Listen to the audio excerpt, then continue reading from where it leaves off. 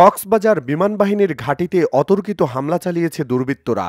বিমান বাহিনী ঘাঁটি সংলগ্ন সমিতিপাড়ার বেশ কয়েকজন দুর্বৃত্ত এ হামলা চালায়। এ সময় একজন নিহত ও অন্তত ৫ জন আহত হয়েছে বলে জানিয়েছেন কক্সবাজারের জেলা প্রশাসক মোহাম্মদ সালাউদ্দিন। সোমবার সকাল 10:30টার দিকে কক্সবাজার শহরের বিমানঘাঁটি সংলগ্ন ১ নম্বর ওয়ার্ড সমিতিপাড়ায় এ ঘটনা ঘটে। নিহত ব্যক্তির নাম শিহাব কবির নাহিদ। তিনি কক্সবাজার পিটিআই এর সাবেক সুপারিনটেন্ডেন্ট। নাসির উদ্দিন ও কক্সবাজার সরকারি উচ্চ বিদ্যালয়ের সাবেক প্রধান আমেনা বেগম দম্পতির একমাত্র সন্তান।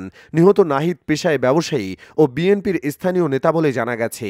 আহতদের মধ্যে গুলিবিদ্ধ শাহাদত সহ ৫ জনকে কক্সবাজার জেলা সদর হাসপাতালে ভর্তি করা হয়েছে। প্রত্যক্ষদর্শীরা জানান, সমিতিপাড়া এলাকায় কয়েকজন সোমবার সকালে বিএনপির কেন্দ্রীয় মৎস্যজীবী বিষয়ক সম্পাদক ও সাবেক সংসদ সদস্য লুৎফুর রহমান কাজলের সঙ্গে মতবিনিময় করতে যান। ফেরার পথে বিমান বাহিনীর ডায়াবেটিস পয়েন্ট চেকপোস্টে আটক হয় শিক্ষানবিশ আইনজীবী জাহেদ। বিমান বাহিনীর সাদা পোশাকধারী একটি দল তাকে আটক করে ক্যাম্পে নিয়ে যায়। জাহেদের আটকের খবর সমিতিপাড়ায় ছড়িয়ে পড়লে স্থানীয় যুবকরা জাহেদকে ছাড়াতে বিমান বাহিনীর ঘাঁটিমুখী হয়। এ সময় বিমান বাহিনীর সদস্যদের সঙ্গে তাদের কথা কাটাকাটি হয়। পরে মাথায় গুলিবিদ্ধ নাহিদের লাশ তার নিজ বাসার সামনেই পাওয়া যায়।